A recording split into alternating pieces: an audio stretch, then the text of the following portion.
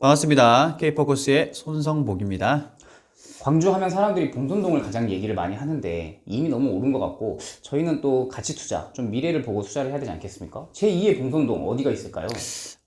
광주에서 제2봉선동을 찾으시려면은 우선 현재 봉선동이 어떻게까지 이렇게 인지도가 높아졌는지에 대해서 분석을 할 필요가 있을 것 같습니다. 아, 맞아. 생각해보니까 봉선동이 왜 그렇게 가격이 높은지 그걸 먼저 확인해야겠네요. 우선 봉선동 같은 경우에는 사실 인프라가 그렇게 좋은 위치는 아니에요. 제가 이제 그 지도상으로 보시다시피 교통이 요충지라고 보기에도 좀 많이 어렵고 사실 이 용산 IC도 생긴 지가 얼마 안 됐습니다.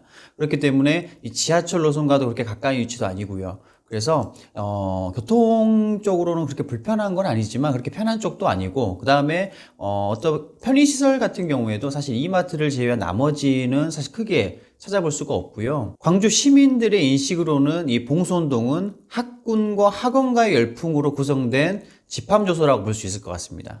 그러니까 다른 요소들은 다 딱히 장점이 보이지 않는데 교통이든 인프라든 생활 편의시설이든 딱히 많지 않은데 오로지 학원이나 학군으로 이루어졌다는 말씀이시군요. 네, 맞습니다. 봉선동 같은 경우는 봉선 1동과 2동으로 조금 나눠볼 수가 있겠는데요. 1동보다는 당연히 2동이 현재 인지도가 가장 높은 상태이고, 2동에 있는 이 불로초 그리고 문성고등학교, 문성중학교를 필두로 이 근방에 있는 학원가들이 상당히 많이 분포되어 있습니다. 광주에서 이 작은 동네에 학원가만 등록되어 있는 것이 지금 300군데가 넘는 곳이 등록되어 있어요. 그만큼 광주에 있는 모든 구에서도 이쪽으로 학원을 보내는 열풍이 많이 불어져 있고, 그 다음에 광주의 외곽에 있는 나주나 화순 쪽에 있는 외부에서도 이쪽으로 학원을 보내기 위해서 이쪽으로 많이 옵니다. 그러면 거기서는 아까 말씀하신 그런 학교들에서는 어떤 그 명문대 진학률 이런 게 높은가 보죠? 네, 수능 점수도 굉장히 높게 이쪽에서 나오고 있고요. 아까 말씀하셨던 명문대학교 입학률이 굉장히 높다 보니까 이쪽으로 많이 분포되어 있는데, 제2의 봉선동은 이와 같은 학원가라든지 학군으로 이루어진 동네를 찾으셔야 됩니다.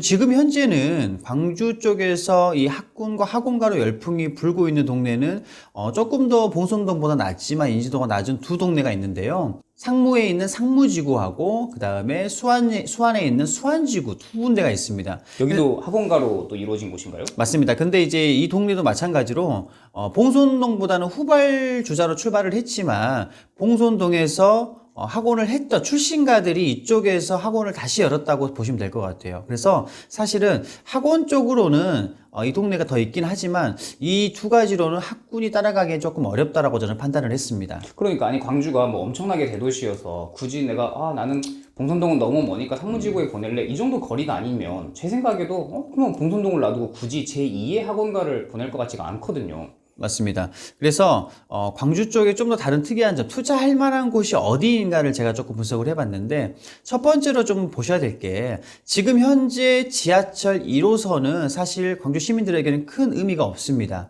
근데 지금 현재 공사 중인 지하철 2호선이 완공이 된다 그러면 조금 더 변화가 있을 것 같아요. 그렇죠. 지하철이야 아무래도 생활 편의 시설의 가장 으뜸인 거니까. 네. 예, 근데 이제 요게 완공이 됐었을 때 더블 역세권으로 나올 수 있는 곳이 딱 두 곳이 있는데, 그곳이 바로 여기 나와 있는 상무역하고 그 다음에 남광주역, 이 두 군데를 조금 집중할 필요가 있을 것 같아요. 두 노선이 만나는 W 역세권 말씀하시죠? 맞습니다. 지금까지는 사실 광주 지하철을 이용하는 그 승객도 많이 없을 뿐더러 노선 자체도 굉장히 애매한 곳에 있었어요. 근데 2호선이 완공이 된다 그러면 조금 더 이와는 완벽하게 다른 형상으로 흘러갈 것입니다. 지금 현재 2호선 순환 그 노선이 완공이 되면 완벽하게 광주에 부족했던 부분들을 채워줄 수 있는 노선이기 때문에 그에 맞물리는 더블 역세권, 상무역과 남광주역 이 두 군데는 여러분들 투자처로 보셔도 무방할 정도로 굉장히 괜찮은 곳으로 뽑을 수가 있겠습니다. 근데 혹시 그 얘기가 지금 처음 나온 얘기는 아니라서 꽤 오래된 얘기였고 이미 공사도 다 진행되는 걸 보고 있으니까 이미 가격이 다 반영돼 버린 거 아닐까요? 집가가 올랐다든지. 그런데 사실 기대심리의 가격 측면에서 본다 그러면 모두들 어느 정도 고점을 찍었다고 생각할 때에 사실 부동산 시장에서의 투자 금액은 좀 다를 수가 있어요. 현재 광주는 외부에서 보시다시피 아직 좀 저평가가 된 부분들이 많이 있기 때문에 이런 부분들을 조금 복합적으로 한 번 더 집중해서 보셔야 될 것 같고, 두 번째로 집중해 보셔야 될 곳이 직주 근접의 장점을 가지고 있는 곳을 조금 집중해 보셔야 될 것 같습니다. 직장과 주거, 그것에 가까운 곳, 그걸 말씀하시는 거군요. 맞습니다. 광주에 공장의 공업용지로 지정되어 있는 곳 중에 시내권역 안에 있는 곳이 딱 한 군데가 있는데요. 광주 기아자동차입니다. 기아자동차 근방에는 당연히 운이 좋게도 광주 터미널이 가장 가깝게 있고요. 이 근방에 있는 화정동, 저는 이곳이 조금 더 한 번 정도는 더 올라갈 수 있는 여지가 있지 않을까 예상을 합니다.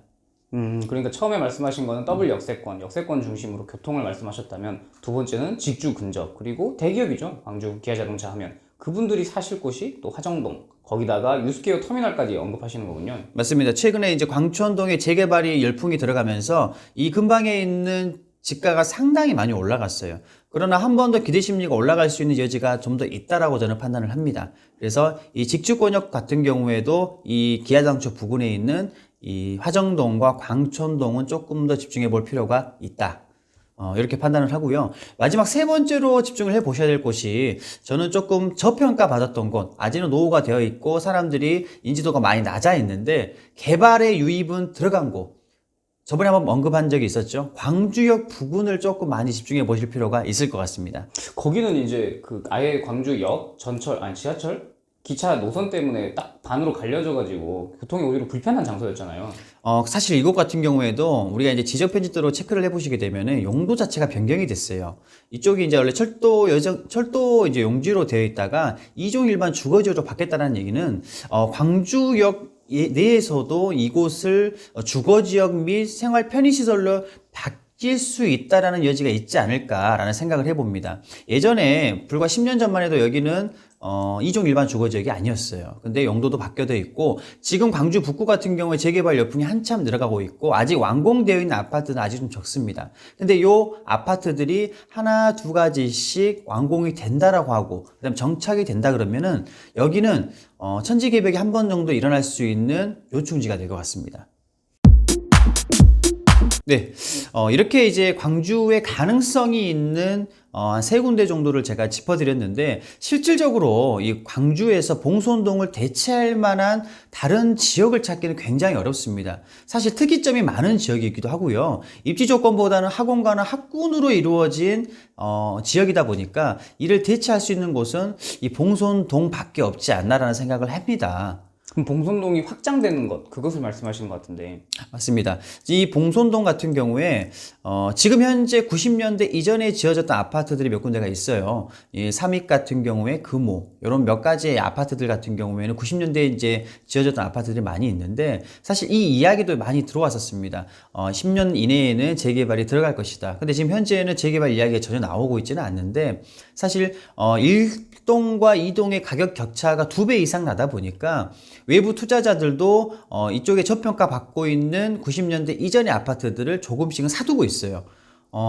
약 40% 정도는 외부 투자자들이 많이 사고 있는데 이런 부분들 또한 시기에 적절하게 맞춰가지고 구매를 한다 그러면 집가 상승폭을 한 번 더 발판 삼아서 올라갈 수 있지 않을까라는 생각을 해봅니다. 여기는 단기적인 급등보다는 아무래도 재개발을 노린다고 말씀하시는 거 보니까 조금 더 장기 계획을 말씀하시는 거죠? 맞습니다. 여기가 재개발이 들어가려고 하면 지금 북구 재개발도 상당히 긴 시간 동안 준비가 되었던 것처럼 이 또한 조금 시간이 더 오래 걸릴 것으로 판단을 합니다. 그리고 본성동의 가장 큰 단점이 사실은 개발할 수 있을 만한 토지 면적이 잘 안 나와요. 그렇기 때문에 지금 소평수로 나올 수 있는 아파트라든지 세대가 좀 적은 고급 아파트들만 짓고 있는데 사실 이걸로는 우리가 투자처로 보기에는 조금 어렵지 않을까라는 생각을 해볼 수 있을 것 같습니다.